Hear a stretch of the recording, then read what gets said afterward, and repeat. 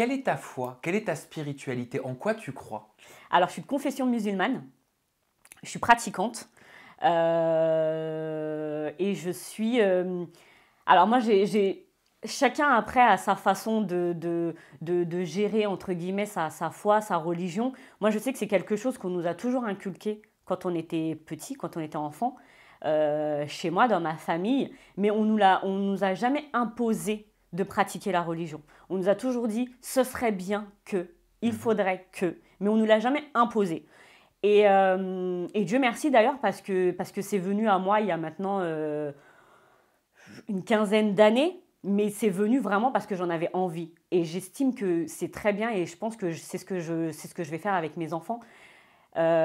Faut pas trop pousser les enfants à se dire, voilà, ta religion c'est ça, tu dois la pratiquer de telle manière, tu ne dois pas faire ci, tu ne dois pas faire ça. Parce qu'au contraire, justement, on a envie de faire tout le contraire. Ce que tu veux dire, c'est que la religion ne doit pas être une contrainte. Ouais, c'est ça, en fait. Ça ne doit pas être une contrainte. Et moi, mes parents, ils m'ont toujours inculqué ça. Ils m'ont toujours fait comprendre qu'effectivement, ça c'était interdit, ça c'était interdit. Mais j'ai dû passer par ces interdits-là, pardon, pour savoir que ça l'était. Je ne sais pas si c'est clair, tu Bien vois, sûr.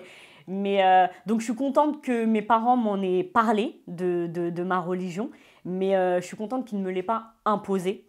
Et voilà, aujourd'hui, certains diront que je ne suis pas une vraie musulmane, par exemple, parce que je m'habille d'une certaine façon, parce que je m'exprime d'une certaine façon, parce que je parle de la religion d'une certaine façon. C'est pour ça que je dis que c'est vraiment propre à chacun. Moi, je sais que je suis croyante, pratiquante.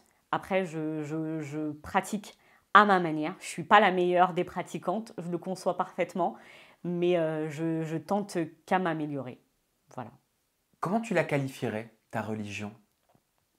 Qu'est-ce Ah. qu'elle représente pour toi? Alors moi, je la trouve belle, ma religion, comme toutes les autres d'ailleurs, hein. Mais c'est vrai qu'on a tendance en plus à beaucoup stigmatiser l'islam. Moi, j'en ai un petit peu marre de tout ce que j'entends sur ma religion. Ça ne me représente pas. Quand il y a des débats sur l'islam, à chaque fois, limite, j'en pleure, hein, vraiment, hein, parce qu'on dit des trucs, mais ça me... Tu vois, quand on parle de terrorisme, tu vois, tu dis, attends, c'est des gens qui pratiquent la même foi que moi qui font ces choses ignobles, et on met ça sous le coup de ma religion, alors que quand un fou va faire pareil, bon, justement, on va dire que c'est un fou, on va pas mettre en avant la religion qu'il avait, tu vois.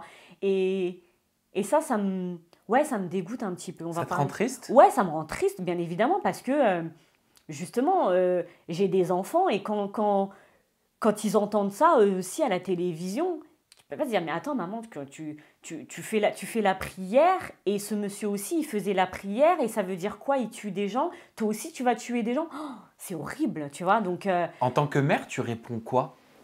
ah, mais moi, je parle de tout, moi, avec mes enfants. Elles sont très jeunes, mes filles, mais je leur parle vraiment de tout.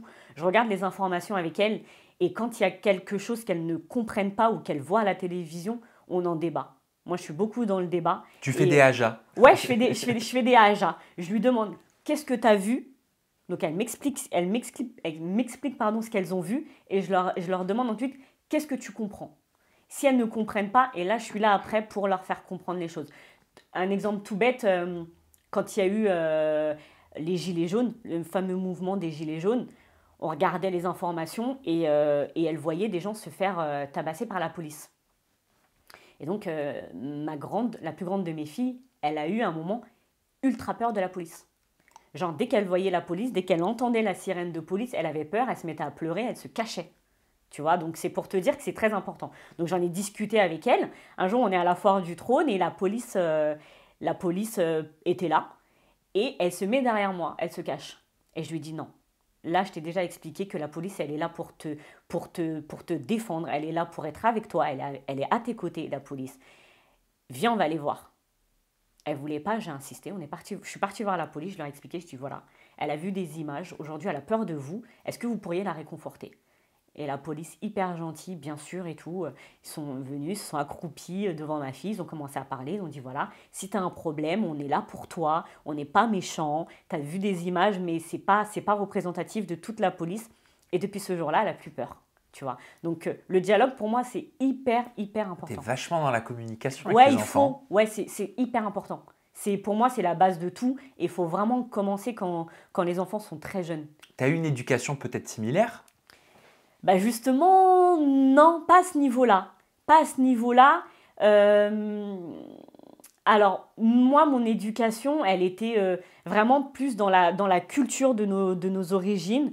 Euh, mais après, par exemple, la politique, euh, bah, mes parents, mon père, si, mais ma mère, elle s'y intéressait pas spécialement, donc elle pouvait pas m'éduquer là-dessus. Les cours, c'est pareil, la scolarité hyper compliqué pour mes parents de nous apprendre à lire, à écrire, à faire nos devoirs. Donc, c'est hyper important pour moi de communiquer parce que, ouais, plus jeune, on n'avait pas forcément ça. Moi, c'est venu très tard. Je ne vais pas dire que j'ai fait mon éducation toute seule, mais je me suis intéressée à plein de sujets de moi-même. Je suis allée rechercher des informations toute seule dans mon coin.